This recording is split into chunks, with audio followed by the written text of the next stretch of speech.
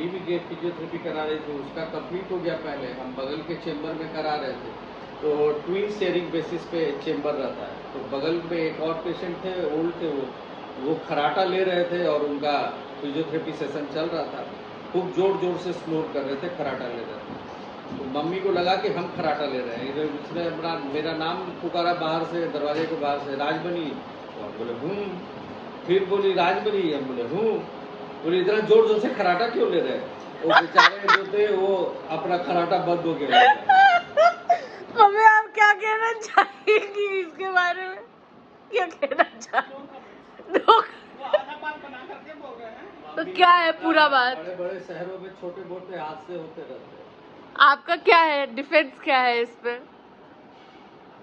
Open वाले area में थे, ओपन वाले चेम्बर टाइप जो है काफी जगह, ये रूम में और आधे घंटे से मेरे राइट साइड भी लेफ्ट साइड भी दोनों साइड से आ रहा है कराटे का आवाज। परेशान हो गए।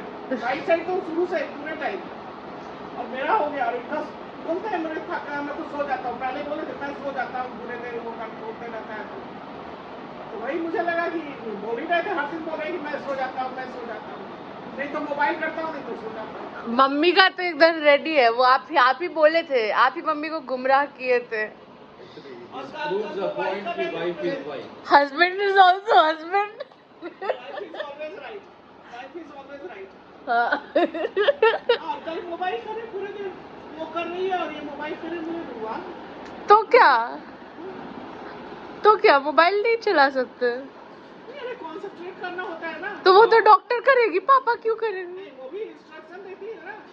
अच्छा, इधर मोड़ो, इधर करो। पापा इन्वेस्टेड रहना चाहिए पूरे प्रोसेस में, तभी तो हीलिंग होगा। वैसे ही अच्छा हीलिंग हो गया।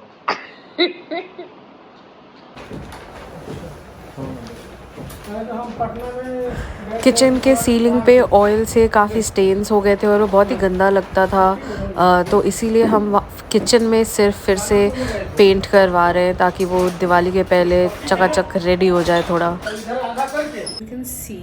As you can see, I have some pretty loud makeup on today. And मैंने आप लोगों को ये बताया था कि मेकअप करते कैसे हैं। जितना इम्पॉर्टेंट और ज़रूरी ये होता है कि मेकअप करने का प्रोसेस जानना, उतना ही इम्पॉर्टेंट होता है मेकअप उतारने का प्रोसेस भी जानना, सो दैट आपका स्किन डिहाइड्रेटेड ना हो जाए और ख़राब ना हो जाए। Because products, makeup products are basically chemicals and they are not good for your skin. Never sleep with makeup on. And let's go to my washroom so that I can show you the process of the removal of this full face of makeup, and let's just appreciate it also a little bit. Okay, let's go now. First of all, in order to remove all of this makeup, I do not use any cosmetic cleanser. I use natural cleansers. So I use oil, coconut oil. Let me show you the oil. So this is the coconut oil that I use. It is an extra virgin coconut oil. So even though normal oils would have frozen by now, this has not, because this is original coconut oil. थोड़ा friendly नहीं होता है to use, so I just transfer them into these droppers so that मैं इसमें से सीधा निकाल कर यूज कर सकूं. Okay, take some oil onto my palms like this.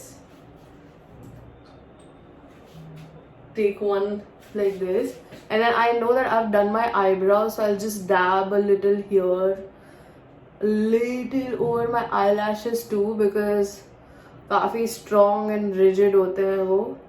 Even if a little bit of oil enters my eyes, it's okay. It's perfectly healthy. There's no chemical in it. Then I'll dab a little on my lips as well.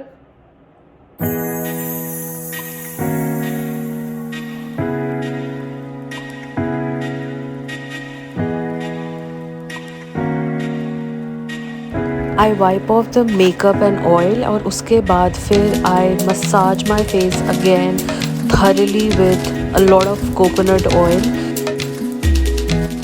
Now that I've wiped the oil off my face, I'll take my normal cleanser. Normally I use this